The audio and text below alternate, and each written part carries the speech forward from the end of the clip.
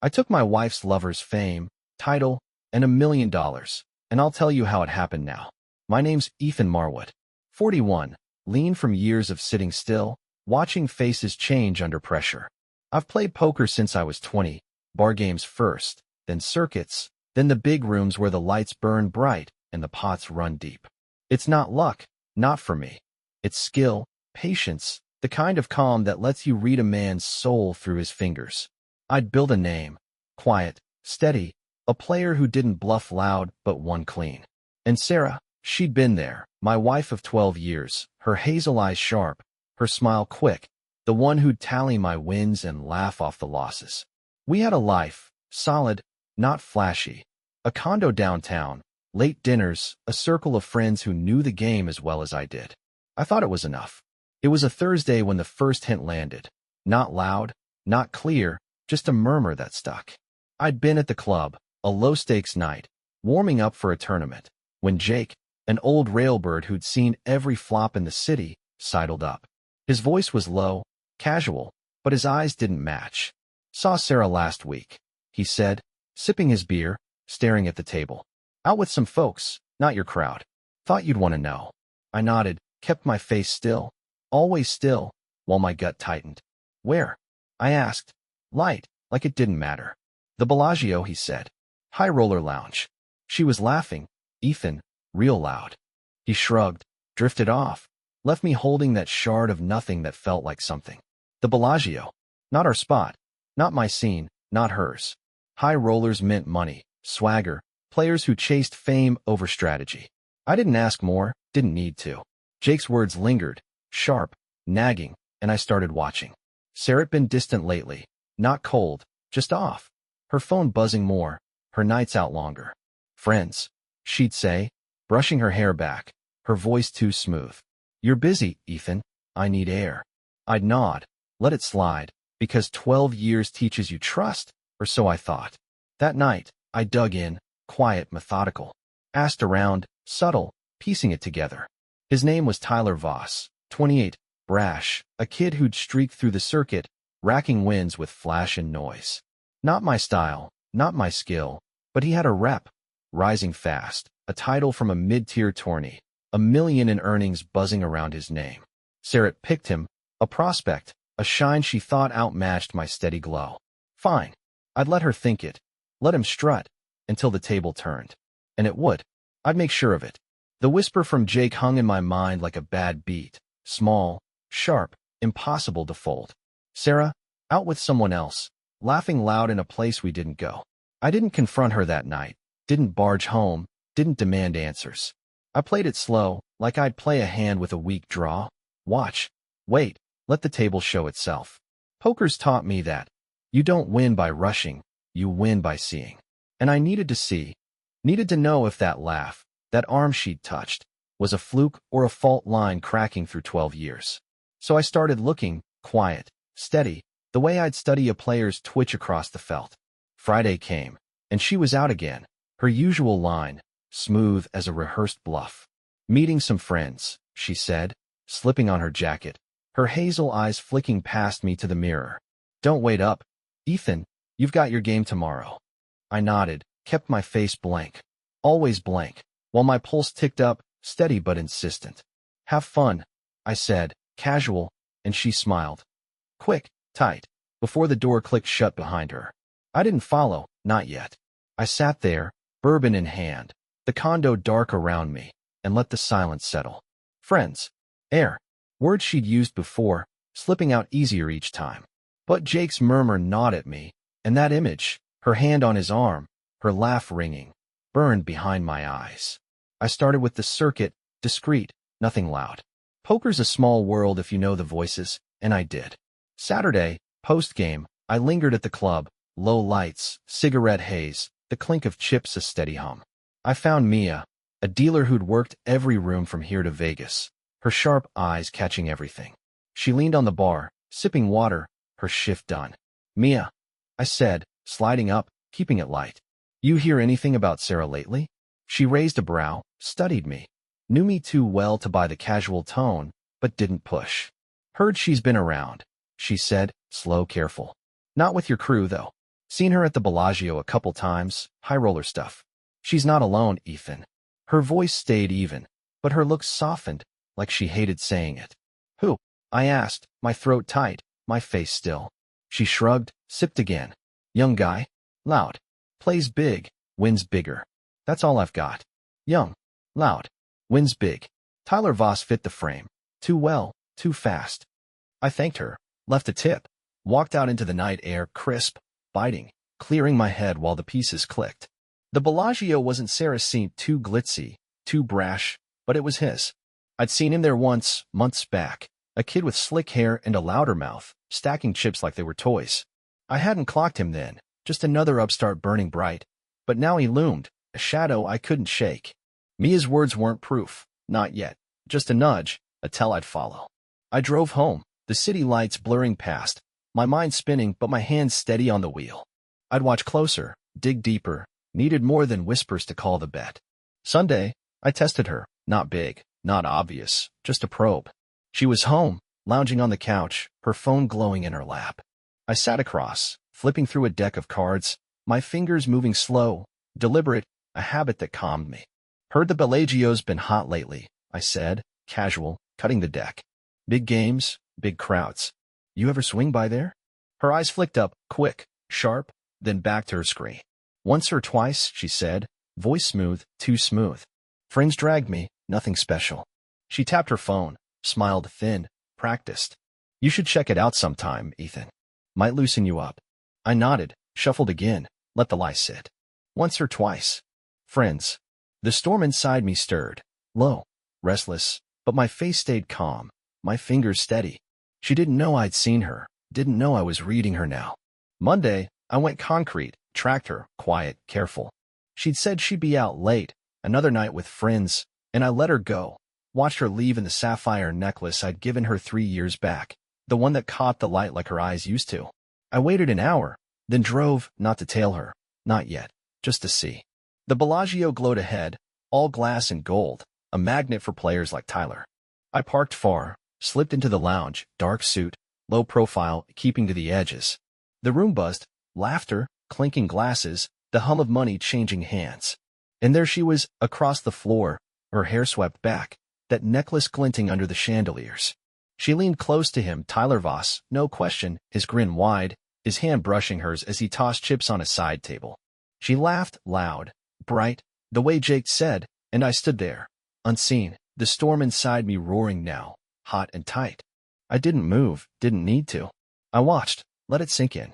Tyler, younger, brasher, his stack growing as the crowd cheered him on, an upstart with a title from some spring tourney, $1 million in winnings trailing his name. Sarah hung on him, her eyes locked on his, her body angled like she'd found something I'd lost. I slipped out, drove home, the bourbon waiting when I got there. Poured a glass, sat in the dark, and played it back. Every glance, every laugh, every lie she'd fed me. The necklace burned in my memory, my gift, her prop, dangling there while she chose him. A prospect, she thought, shinier, louder, a king to my steady ace. Tuesday, I confirmed it. Hard, cold, no doubts left. A friend, Paul, a grinder who'd played with Tyler, met me for coffee, his voice low over the steam. She's been at his games, he said, stirring sugar, not meeting my eyes. Not hiding it much, sits close, cheers loud. Voss laps it up, calls her his luck. Sorry, man. I nodded, sipped, kept my face blank while the storm coiled tighter. How long? I asked. Months, he said, wincing. Since that Reno run, maybe before. Months. The timeline fit, her distance, her nights out, her phone lighting up with text she'd brush off. I thanked him, left, walked the city streets alone, the noise fading as my plan took shape. I didn't confront her, not then. Wednesday, she came home late, necklace still on, her cheeks flushed, her excuse then. Long night, she said, breezing past. I watched her move, graceful, careless, and said nothing.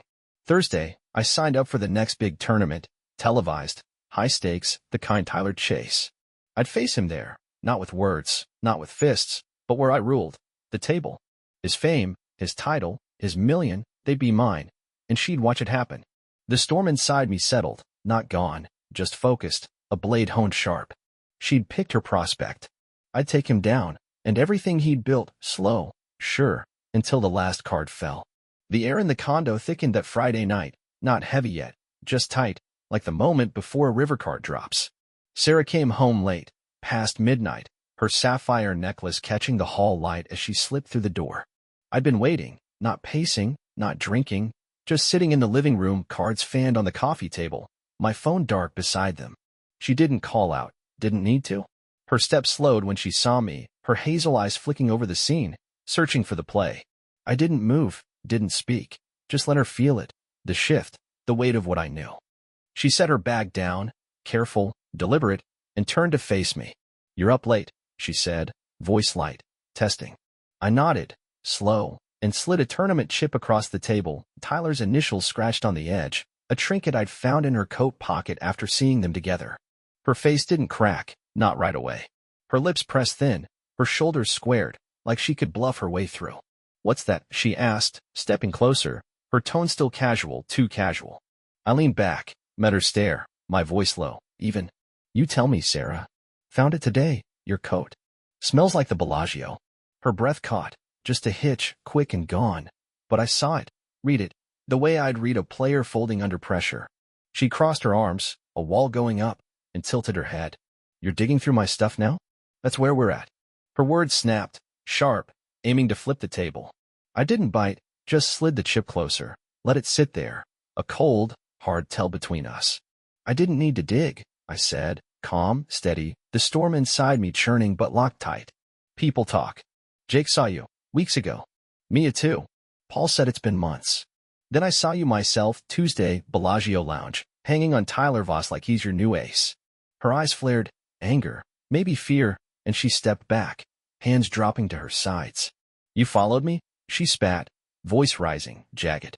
"You're spying now, Ethan? That's pathetic." I stood then, slow, deliberate, my height filling the space, my shadow stretching across the floor. "Pathetic's lying for months," I said, voice still low, cutting. "Pathetic's wearing my necklace while you cheer for him." I didn't follow, I looked. And I saw. She laughed short, harsh, a sound that ricocheted off the walls. "Saw what? Me having a life? You're gone. Ethan, cards, games, your quiet little world. I'm not a widow waiting for you to notice me." Her words hit, hard, aimed to wound, but I didn't flinch, didn't let them land. The storm surged, hot and wild, but my face stayed blank, always blank. "A life," I echoed, stepping closer, my voice dropping colder. "With Tyler Voss? Some kid chasing flash over skill? That's your prospect, your big win." She flinched then, just a twitch, her jaw tightening, and I knew I'd struck something raw. "It's not about him," she said, fast, defensive, her hands curling into fists. "It's about me, needing more than this." She waved at the room, the condo, the life I'd built, her voice cracking on more. "You're steady, Ethan, too steady. Tyler's alive, he's going somewhere." I got tired of standing still. The excuse spilled out, rehearsed, flimsy, like she'd practiced it in the mirror. The storm inside me roared, louder, tighter, but I held it, let her words hang, let them twist in the air. "Alive," I said, slow, tasting the lie. "He's a loudmouth with a lucky streak. You think he's better than 12 years than me?" Her eyes glistened, wet, angry, and she shook her head, fast, desperate. "It's not better, it's different. I didn't mean for it to happen, Ethan. It just did. He saw me, wanted me, and She stopped, exhaled hard, her hands trembling now. "I don't owe you an explanation. I'm not your chip to play." That cut, deep, sharp, a blade slipped through the ribs of what we'd been. I slammed my hand on the table, not hard, just firm, the chip rattling, the cards shifting. "You don't owe me?"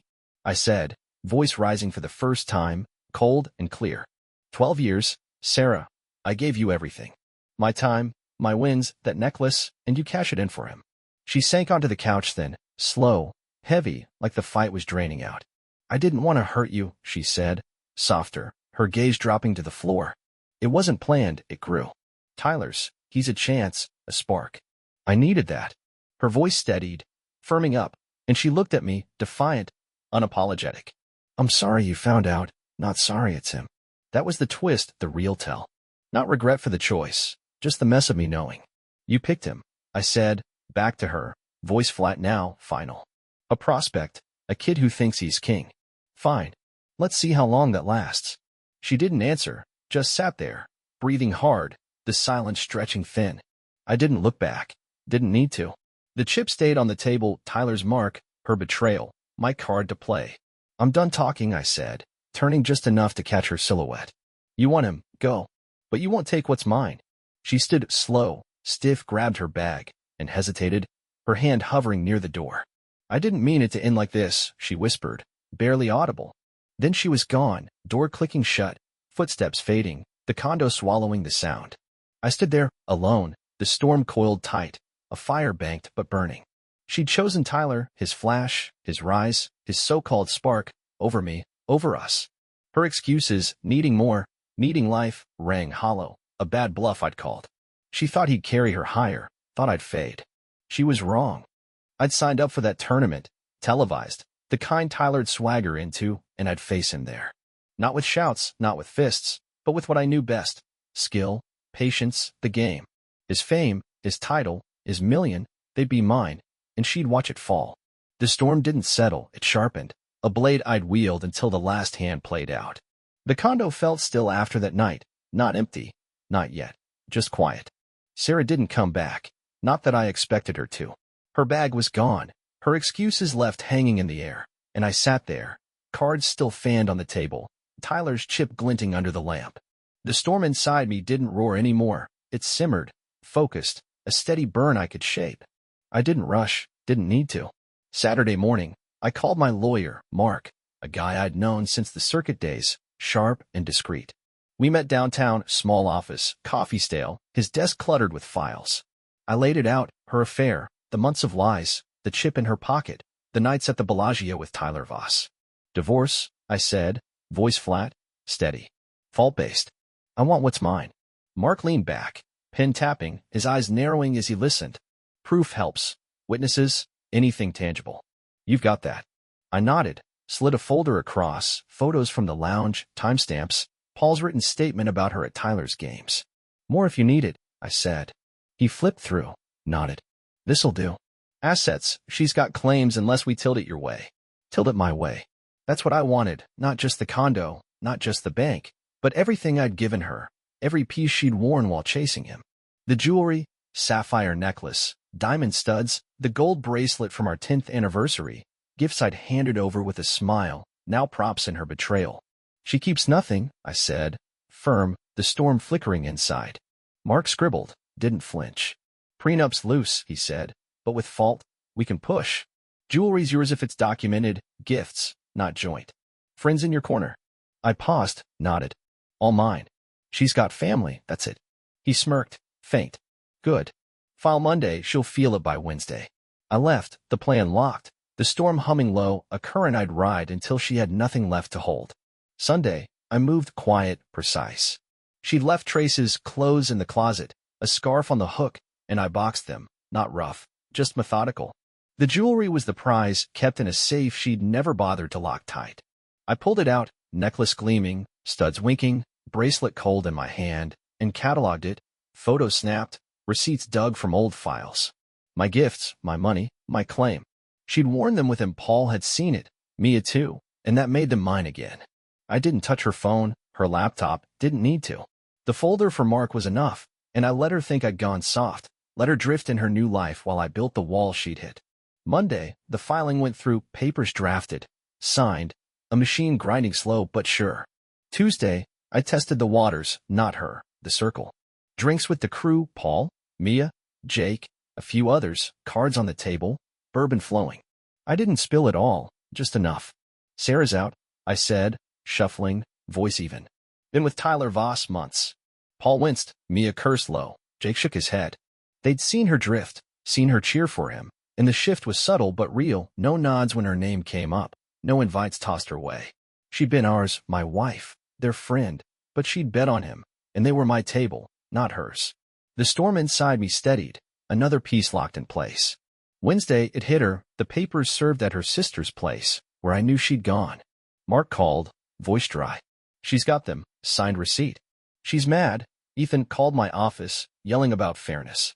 I smirked, faint, poured a glass. Let her yell, I said. What's next? She's got a week to respond, he said. We push fault, jewelry's listed, condo's yours, Accounts split heavy your way. She'll fight, but she's got no ground. Thursday, she showed, unannounced, storming in while I was stacking chips for practice. Her face was tight, eyes red, papers clutched in her hand. "You're taking everything," she snapped, voice shaking. "Hi." I set the chips down slow, calm amid her glare. "You took enough," I said, steady, the storm banked but burning. "Tyler's your win. Live with it." She threw the papers on the table, scattered them, her breath ragged. "You think this fixes it? Taking my jewelry, my home, our friends? They won't even text me back, Ethan." Her voice cracked, desperate, and I saw it. The isolation, the loss, the table turning fast. "They're not yours," I said, cold, clear. "Never were. You bet on him. Deal with it." She stepped closer, close enough I could smell her perfume, faint now, not as cologne, and her hands trembled. "I didn't want this," she said, softer, breaking. "I needed more. You didn't see me. Tyler did." The excuse again, thin, worn, and I didn't flinch, didn't soften. "I saw you," I said, voice low, final. "Saw you lie, saw you leave. You don't get to keep what I gave while you play his game." Her eyes welled, tears, real ones, but she didn't beg, didn't fold. "Fine," she said, straightening, voice hard now. "Take it all, I'll sign. But you're alone too, Ethan. Enjoy your chips." She turned, slammed the door, left the papers crumpled on the floor. Alone. The word lingered, sharp, but it didn't cut. I wasn't, not the way she meant. The crew was mine, Paul texting later, "She's out, man, done," Mia nodding at the next game, Jake buying the next round. Sarah's revenge was the divorce, her signature, her exit, but it cost her. The jewelry came back, court-ordered, boxed and delivered, her friends gone, her life stripped of family and whatever Tyler could offer. My revenge was cleaner, legal, precise, taking what I'd given, leaving her bare. The storm inside me didn't fade, it fueled me, sharpened me, pointed me toward the tournament. Tyler's fame, his title, his million, they were next, and I'd take them slow, sure, with the world watching. She'd see it too, the last hand, the final play, or prospect falling to the man she'd left. The tournament loomed, televised, $1 million on the line, and I leaned into it, not to forget, but to focus. Nights at the club sharpened me, chips clicking, faces folding, my calm exterior a mask for the storm still simmering.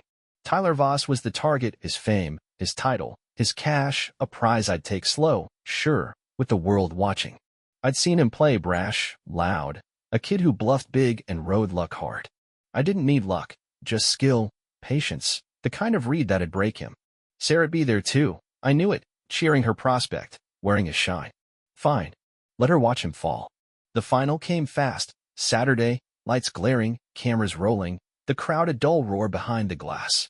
I'd grinded through, days of folds, calls, steady wins, until it was me and him, the last table, chips stacked high.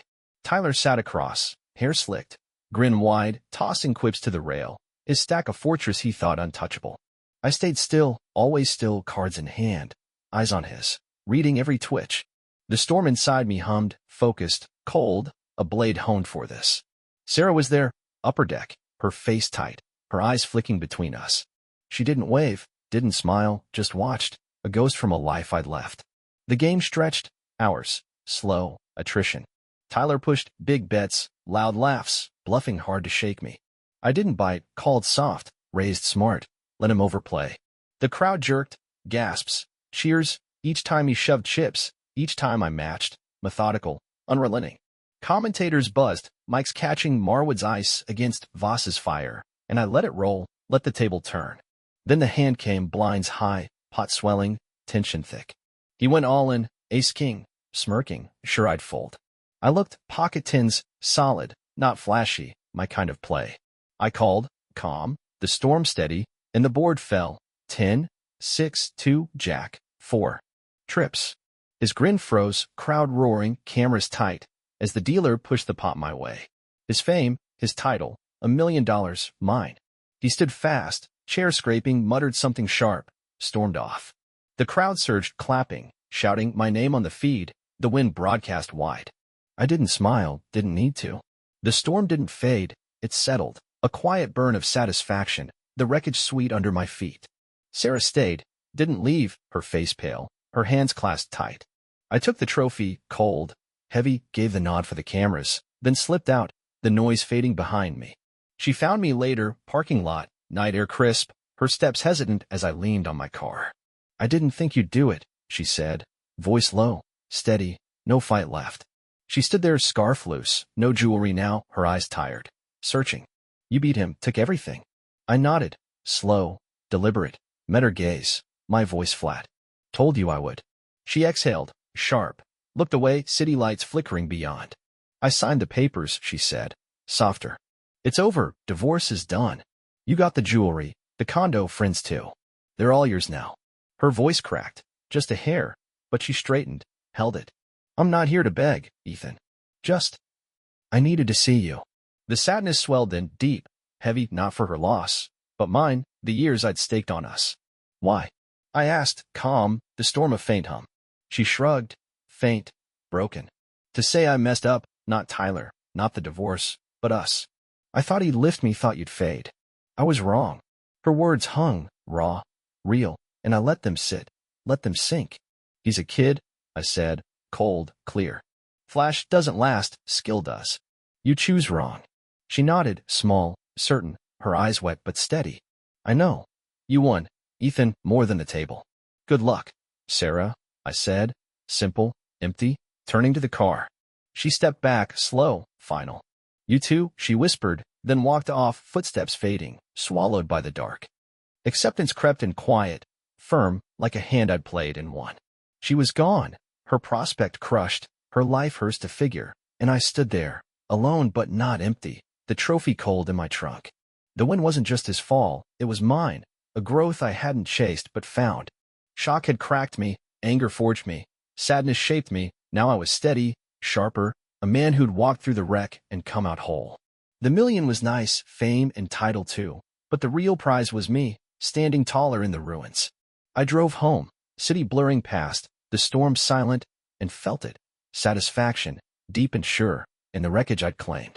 Sarah had her family, Tyler his loss, I had my game, my growth, and that was enough.